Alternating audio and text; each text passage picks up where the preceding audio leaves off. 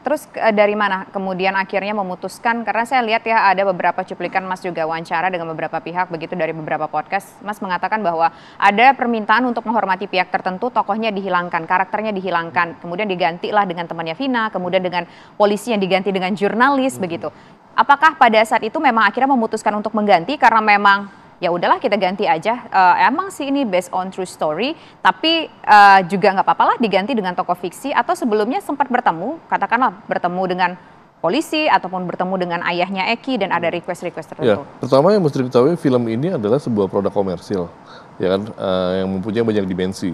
Dimensinya bukan cuma untuk menghibur, tapi juga untuk memberikan pesan. Banyak manfaatnya, banyak sisinya yang bisa dilihat gitu kan. Waktu lagi kita mau membuat film ini, semuanya kita dari produser gitu ya, mana yang do's and don't-nya pasti diberikan ke saya gitu ya. Dan pertama kali saya waktu lagi ditawarkan, saya bilang it's supposed to be a love story gitu kan, between Vina dan Eki gitu kan. Tapi dari produser bilang bahwa dia sudah berusaha untuk bertemu dengan bapaknya almarhum Eki dan mengajaknya terlibat, tapi mereka menolak. Mereka menolak dan tidak mau melibatkan diri mereka, bahkan tidak mau anaknya disebutkan di film ini gitu kan. Ya kita menghormati itu. Maksudnya kan mereka juga pasti punya alasan yang sangat kuat untuk itu gitu kan. Kita menghormati, makanya kita benar-benar kasih boundary, kasih batasan yang ya udah kita nggak sama sekali nggak pakai namanya, karakter yang benar-benar kita hilangkan, dan film ini menjadi interpretasi saya as a director dan tim as a filmmaker, dan ini benar-benar point of view kita, interpretasi kita, our creative license gitu. Apa sih yang paling sulit dalam membuat film ini, Mas? Yang paling sulit dari film ini? Ada kesulitan apa? Pada saat pembuatannya atau sesudahnya? Dari semua proses, dari awal sampai dengan akhirnya film ini menjadi tayang. Mungkin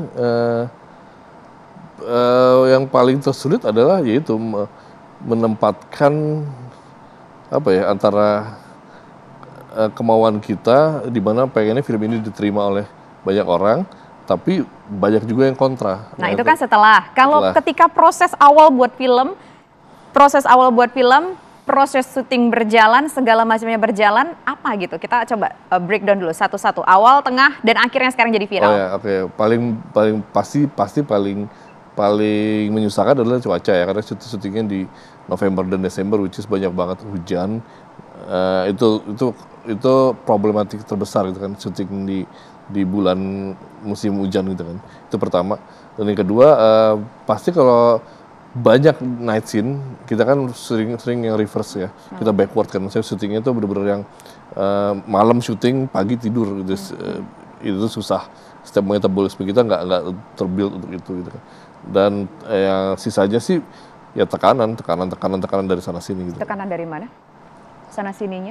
Pertama dari production sendiri udah menekan gitu kan, bahwa kita harus syuting sekian hari gitu kan, budget wise harus sekian, kreatif tuh selalu ditekan gitu kan. Making movie is a war gitu kan, dan making a great movie is a miracle gitu kan. Jadi emang segitu susahnya buat film gitu kan. Tapi we've been done that gitu kan, we've been through all of that gitu kan. Ada so many films dan bisa ya alhamdulillah jadi membiasakan diri lah gitu kan. Nah, tekanan-tekanan yang belum pernah, yang baru, mungkin yang jarang dilalui, pertama tekanan mistik ada gitu kan. Dari awal kita bikin, ini this is different gitu kan, this is something else gitu kan. Sesuatu yang kita merasakan energinya itu beda dari awal gitu, because this is a true story gitu kan. Jadi kita benar-benar harus hati-hati, harus careful, dan ya itu, yang nggak kuat akan kena sih gitu kan, maksudnya somewhere along the line pasti yang secara psikologis kena, dan mungkin itu tadi kan gangguan dari yang mistik yang lainnya gitu juga ada gitu kan, dan juga gangguan dari mungkin dari yang pada saat kita syuting, terutama waktu lagi malam hari di daerah Cirebon itu kita benar-benar hampir nggak bisa syuting di outdoor karena nggak tahu ya, itu begitu on certain hours gitu ya, itu berisik banget motor. Wow, sampai akhirnya kita nggak bisa dengar apa-apa. Memang gitu. lagi rame kondisinya atau gimana? Motor tuh kayak digeber ngelewatin area-area syuting kita gitu kan. Oh, jadi kita nggak bisa. Memang ada sengaja yang melakukan itu atau kayaknya gimana? sih ada sengaja. Maksudnya nggak bisa syuting gitu, ruang. Bentar. Saya tidak mau. Saya tahu ini film horor, sesuatu yang berbau supranatural bagi masyarakat kita banyak. Itu bukan supranatural ya? Okay. Itu emang orang motor ya 2 tak atau 4 tak yang Menurut Anda berisik siapa banget. itu, Mas? Apakah mungkin orang ada yang terlibat dengan kasus-kasus itu atau gimana? Kalaupun mereka nggak terlibat ya mereka caper aja gitu kan, caper cari perhatian atau mau nongkrong di situ karena rame-rame. Tapi dan itu digeber-geber bram atau ya emang minta biasa aja kayak gitu kan, minta pungli lah gitu apa segala macam. Atau mau dijadiin figuran kali, Mas ya? Mungkin. Enggak ya? Tapi yang ada akhirnya kita dubbing most of the scene gitu ya, yang eksterior kita dubbing, suaranya kita dubbing, dan itu problem terbesar sih. Jadi emosi kan sih beda kan antara ngomong di dalam frame dengan direkam sama di dubbing gitu.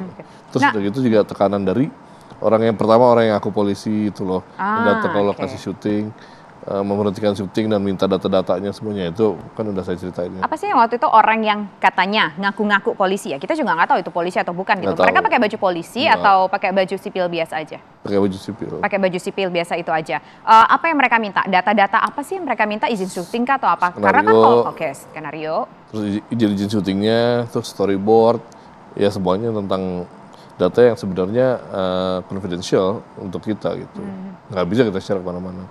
Yang diminta skenario, tapi izin syuting diliatin dong. Karena kan setiap dimanapun, saya juga dulu wartawan selalu kalau mau ngapa-ngapain pasti harus minta izin dulu kalau di tempat yang umum gitu. Iya, izin syuting sih pasti kan ada location manager kita kan di setiap standby di sana. Dia kalau ada yang datang pasti dia akan cover dan udah ada semuanya izin syutingnya dari day one sampai day akhir kita udah siap semua gitu. Proses syuting berapa hari waktu itu di Cirebonnya? Di Cirebon cuma 5 hari. Di Cirebon 5 hari. Nah terus gini Mas, itu kan datang ngaku-ngaku polisi, minta skenario, minta storyboard, dikasih nggak? Enggak lah. Maksa nggak waktu itu? Cukup memaksa tapi kita nggak bisa. Maksudnya, apa yang disampaikan bahasa disinya seperti apa dan tim pada saat itu menjawabnya gimana? ya dibilang syuting nggak bisa diteruskan sebelum dia dapat data-datanya gitu kan. Terus kita mau yaudah kita lapor dulu nih ke ini dari mana nih gitu kan, ya dibilang dari kepolisian, dia di mana, Polsek atau Polres, kita mau lebih detail kan.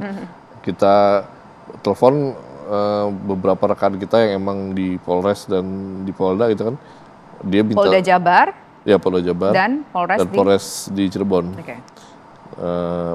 Mereka minta data-datanya orang ini gitu kan, mereka nggak mau ngasih dan akhirnya mereka hilang dengan sendirinya sih. Oh jadi itu berarti bukan polisi? Nggak tahu, mungkin juga bisa mengaku-ngaku kan, nggak tahu juga. Berapa orang waktu itu Mas? Yang kelihatan sih 2 orang, tapi kayaknya lebih sih. Kayaknya ada perawakannya gimana? Mukanya mungkin masih ingat nggak? Kayak sih di atas 170 pasti, terus ya tegap badannya dan ada ketika kemarin Mas Anggi diperiksa, Mas Anggi menyampaikan nggak perihal Mas yang yang didatangi sama polisi ini ke penyidik Polda Jabar? Bilang. Respon dari penyidik? Dia nggak mau berasumsi apa-apa sih gitu kan. Oh, tapi itu Mas Anggi menyampaikan atau penyidik bertanya? Enggak, saya menyampaikan, dia nggak menyampaikan. Oke, baik. Nanti Mas Anggi, ini juga tentu masih cukup menarik pemirsa untuk berbicara soal kontroversi mengenai film Vina ini. Ada yang mengatakan bahwa film ini bagus, karena film inilah kasus ini kembali terungkap begitu, atau kasus ini kembali berusaha untuk diselidiki lebih dalam lagi apakah betul Peggy pelakunya, apakah betul masih ada 2 orang lagi yang DPO, kemudian DPO-nya ini dicabut, apakah sosok itu ada, ini kemudian begitu mencuat-cuat lagi pemirsa. Tapi di sisi lain juga film ini banyak mendapatkan kritik, dianggap melakukan eksploitasi terhadap remaja yang menjadi korban ruda paksa dan juga korban pembunuhan. Sesaat lagi kami akan kembali, tetaplah bersama kami.